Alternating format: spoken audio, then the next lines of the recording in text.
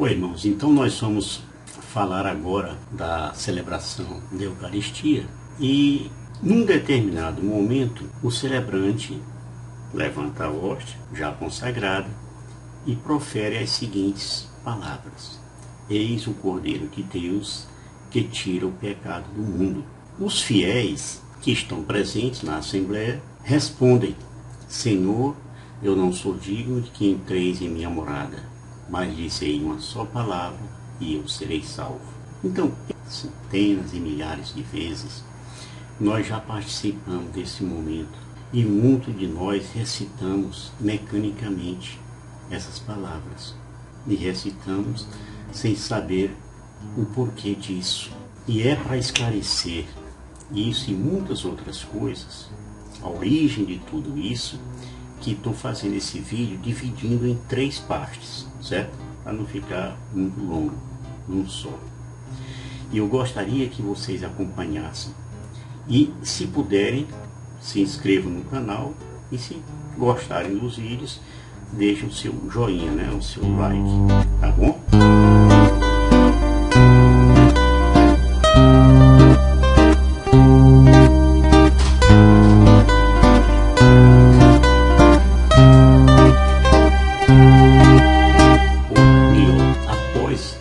Essa consagração do pão e do vinho, durante o rito da fração do pão, em que o padre, rezando em silêncio pela união de Cristo, parte a hóstia e coloca um pedacinho no cálice.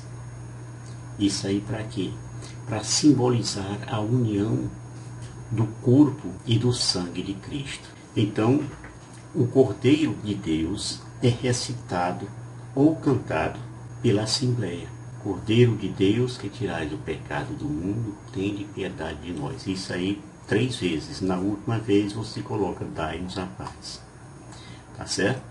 Essa aclamação é um ato de fé e humildade comum aos presentes, onde se repete as palavras do centurião romano, quando ele falou com Jesus. Você lembra dessa passagem? Senhor, eu não sou digno de que entreis em minha casa, mas dizei uma só palavra e meu servo será curado. Certo? Então, após esse cântico, o padre eleva o cálice com um fragmento, né? E diz em voz alta: Eis o Cordeiro de Deus que tira o pecado do mundo. Felizes os convidados para a ceia do Senhor. Isso aí você vê em toda a missa, né?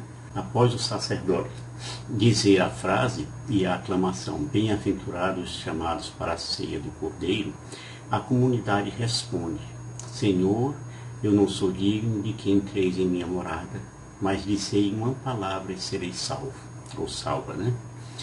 Então, o sacerdote comunga a si mesmo e aos ministros extraordinários da Sagrada Comunhão, homens e mulheres leigas ou religiosos que auxiliam na distribuição em casos de necessidade, né? Porque muitos comungantes, enfermos e idosos estão ali presentes. Se forem poucas pessoas que estão lá, o próprio padre faz isso, com auxílio de um ministro, tá?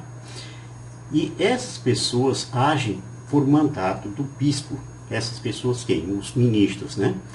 E também após uma formação específica. Lá não entra assim: eu quero ser e tal. Você vai passar por uma formação.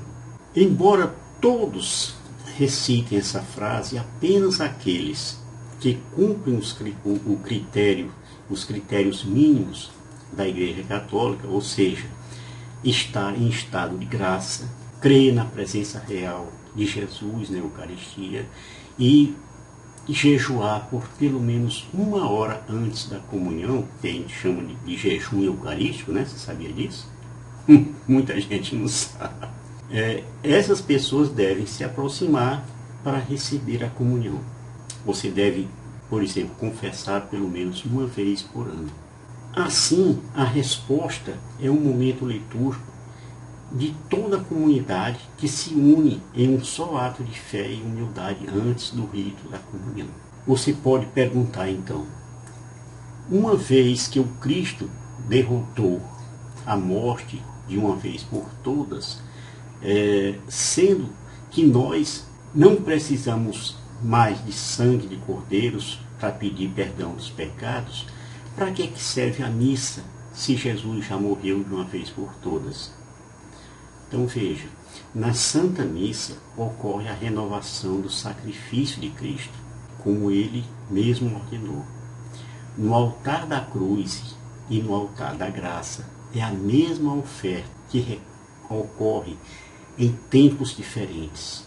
Na cruz, o Cordeiro de Deus é morto de modo cruento. No altar da igreja, o Cordeiro de Deus é sacrificado de modo incruento, ou seja, não cruel e sem sangue. No momento que acontece a comunhão, o padre parte a hóstia, consagrada ao meio e une um pedaço do corpo ao sangue. O sacrifício foi completado. O cordeiro imolado, tá certo? É neste momento em que a igreja professa sua fé no cordeiro. E ao apresentar o corpo de Cristo aos fiéis, o sacerdote anuncia como João Batista mesmo fez: eis o Cordeiro de Deus que tira o pecado do mundo. Entenderam direitinho? Vejamos o significado teológico desse tema. O sacrifício perfeito. Diferente dos cordeiros antigos, Jesus é um sacrifício único e eterno. Tá? Seu sangue não apenas cobre, mas ele retira o pecado, satisfazendo a justiça divina e quebrando o poder do pecado. A gente lê no livro do Apocalipse: cantavam um cântico novo, dizendo: tu és digno de receber o livro e abrir-lhes os selos, porque fostes imolado e resgatastes para Deus, ao preço do teu sangue, homens de toda tribo, língua, povo e raça, e deles fizestes para nosso Deus um reino de sacerdotes que reinam sobre a terra. O profeta Isaías falou sobre o sofrimento do Messias. Ele falou de como, sendo o cordeiro, ele foi levado ao matadouro e foi maltratado por causa da transgressão do seu povo. Isso aí você vai ler em Isaías 53, versículo de 7 a 8, tá certo? Um outro significado teológico é a redenção universal. Jesus tira o pecado não só de Israel, mas do mundo todo. Isso aí abrangendo toda a humanidade, reunindo pessoas de todas as nações num só povo, tá certo? Caifás, o sumo sacerdote daquele ano, ele profetizava que Jesus havia de morrer pela nação, e não somente pela nação, mas também para que fossem reconduzidos à unidade os filhos de Deus dispersos. Isso aí está em João, capítulo 11, versículos 51 e 52. Tá certo? Esse é o primeiro vídeo. No próximo vídeo, nós vamos falar um pouco mais sobre o Cordeiro, questão da imolação do Cordeiro no Antigo Testamento, no Novo Testamento, uma série de coisas. Permaneça comigo, tá? A gente vai saber um pouco mais sobre isso. Shalom do Pai.